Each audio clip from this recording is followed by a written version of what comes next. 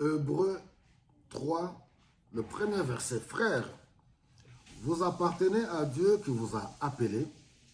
Alors, regardez à Jésus, l'envoyé de Dieu et le grand prêtre de la foi que nous proclamons. En effet, Dieu l'avait désigné pour cette fonction et il lui a été fidèle tout comme Moïse, dont il est écrit, il fut fidèle dans toute la maison de Dieu. Celui qui construit une maison est plus honoré que la maison elle-même. Ainsi, Jésus est digne d'une gloire supérieure à celle de Moïse. Toute maison, en effet, est construite par quelqu'un. Or, celui qui a construit toutes choses, c'est Dieu.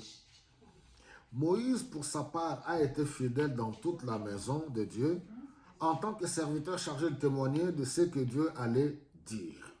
Mais le Christ est fidèle en tant que fils placé à la tête de la maison de Dieu. Et nous sommes sa maison si nous gardons notre assurance et l'espérance dont nous sommes fiers.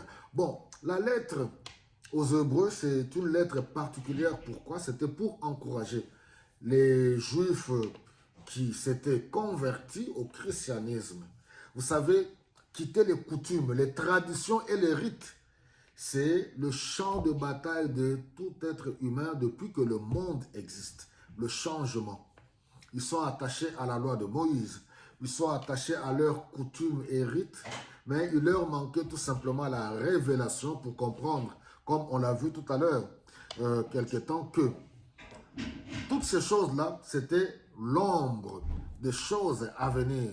Ce n'était pas la réalité, ce n'était pas l'exactitude des choses. Mais c'est en Christ qu'il y a la vérité. C'est en lui que toutes choses se sont accomplies.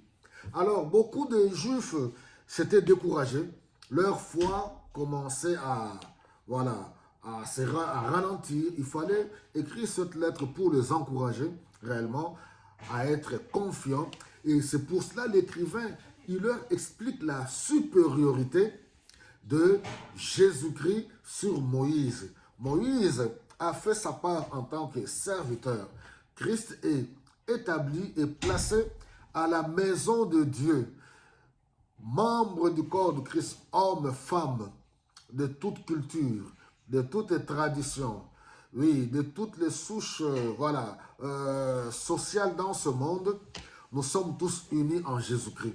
Parce que l'œuvre que Christ a accomplie à la croix, c'est une œuvre complète.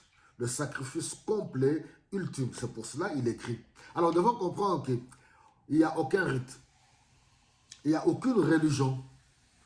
Il n'y a aucune croyance. Il n'y a aucun être spirituel qui peut nous unir, nous mettre ensemble pour former la maison de Dieu.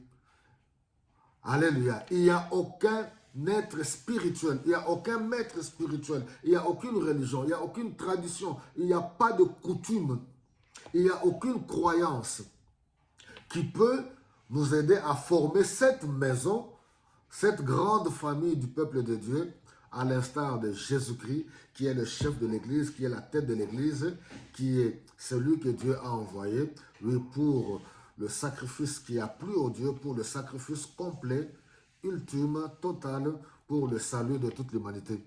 Que le Saint-Esprit nous aide à comprendre tout cela. C'est pour cela que nous pouvons avoir de l'assurance. Que oui, nous pouvons nous détacher des traditions, des rites, des coutumes, librement, si nous avons compris réellement la foi en Jésus-Christ. C'est la chose la plus importante, car Jésus-Christ est celui en qui toute chose réside et il est l'auteur de toutes choses. Que Dieu vous bénisse abondamment.